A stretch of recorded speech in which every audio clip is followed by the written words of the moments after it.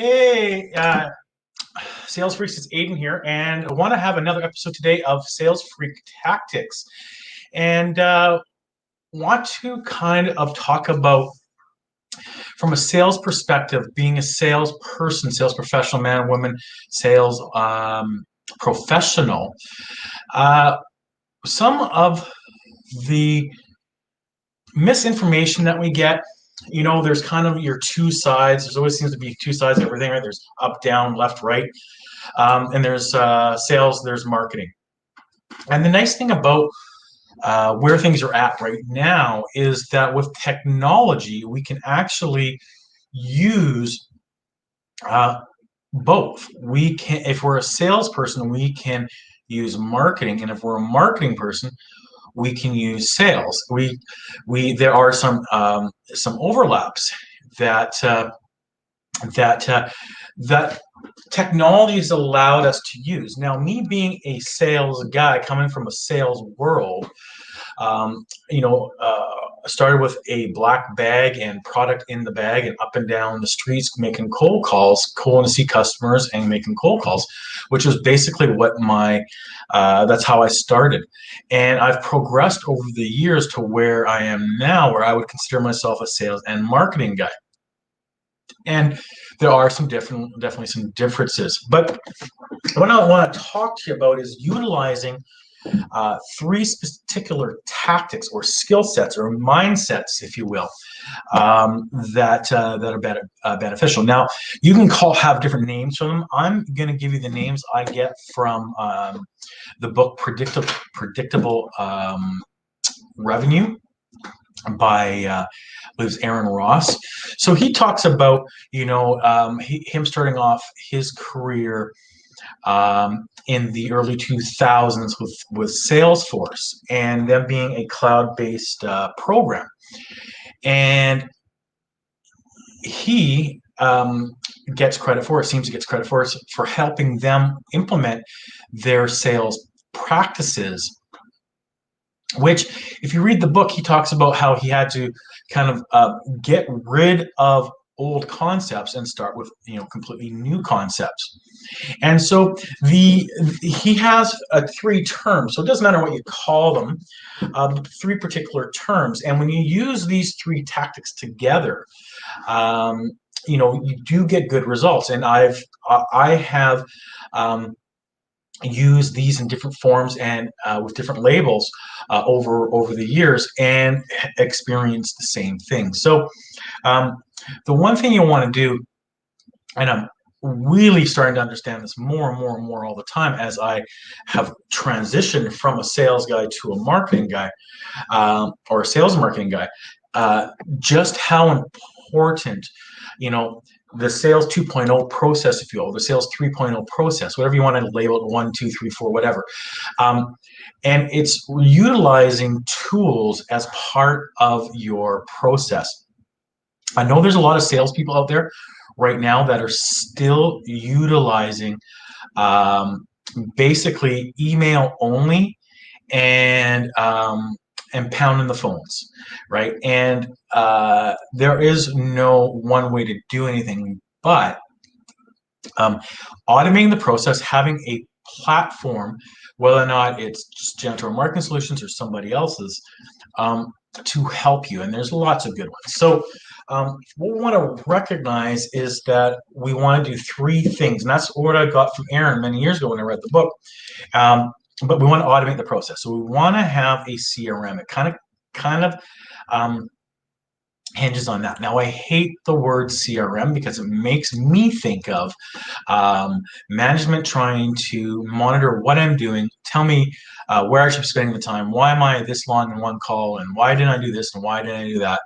And that is not what I consider a CRM. What I consider a CRM is a tool that aids in helping drive revenue, grow your business, and doesn't impede you from doing that. A CRM, in its traditional sense, impedes you from doing that. I remember many years ago working with a guy when I was a manufacturer's rep, and throughout the day, I'd worked with him a few times and it was mandated. And throughout the day, we would go for a coffee to Starbucks or somewhere. And he'd come in with his laptop and he'd turn on his laptop and he would spend 15, 20 minutes as he was having a coffee and I was, doing whatever I was doing. And he was updating a CRM. This is the call I made. Here's what I said, blah, blah, blah. That's not what we're talking about here. That is something that can benefit if it's managed properly. So seeds, nets, and spears is what Aaron Ross speaks about in the book Predictable Prospecting. Now, seeds he talks about is word of mouth. Now, word of mouth is not necessarily in the traditional sense of what you and I think of word of mouth. You and I might think of word of mouth is on the street talking about it over coffee with somebody. But word of mouth nowadays can be in many different tools, such as using LinkedIn or Facebook or chat or things like that. Whatever you're getting the opportunity to speak, and put your message out there through social media, with social posts, things like that. It's not so a seed would be a word of mouth or a way to kind of spread the message without where when you don't have the opportunity to be belly to belly, face to face, or have a lot of mind share or time of somebody. So having, being present in social media or to the point of going to networking events and being known within your community, regardless if you're writing news articles or what have you, you want to consider doing that. Now, the seeds, nets, and spears. Nets refers to as marketing.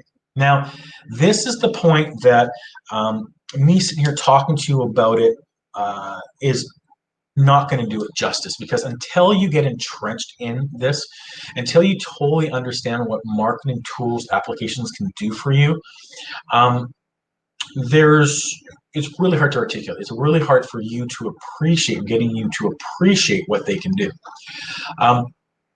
But what they can do in the 40,000 foot view is, let's say you send an email to a customer and they click that email. Well, a whole chain of events can happen because of that, because they click that email or because they click the link to that article or whatever it is. You can then set up things where they get another email, or you can set up things where you get a workflow or an email, hey, phone Bob, or they get placed into an instant webinar, or they get sent another worksheet. So let's say they get infographic or the section 1 of your ebook, and they click it and download it, then automatically section 2 goes to them. Right, and they click that, and automatic section 3 goes to them, and then they get that, and then you get a message to give that person a call or what have you.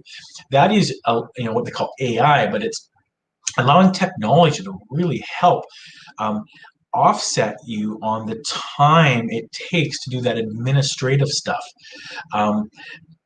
And what it does, it allows you to focus your time better on the tasks that are going to help you grow your sales and make those commissions. And that if you have to sit down and type a letter every single time, or even if you have a template, but you have to sit down and add to it and say, hey, Bob, blah, blah, blah, what have you, and then send it and then see if they've gotten it and follow up on it and phone them, hey, Bob, did you get my email, blah, blah, blah.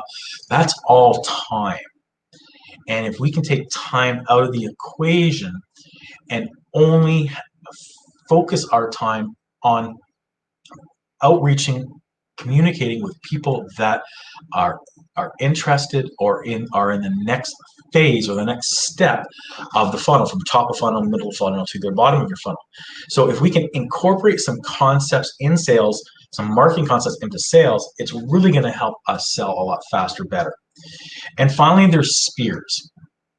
And that's outbound. Now, making outbound. Now, you can argue that email is outbound. You can argue that text messaging is outbound, and they are. They're part of outbound. They're also part of marketing.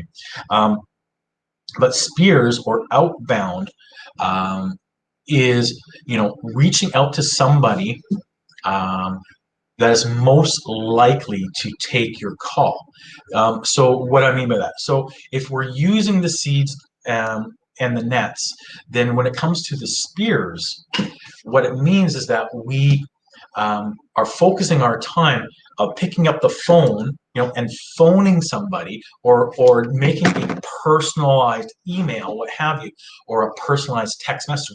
We're stopping what we're doing, and when we stop what we're doing and we're focused on that person, that requires time.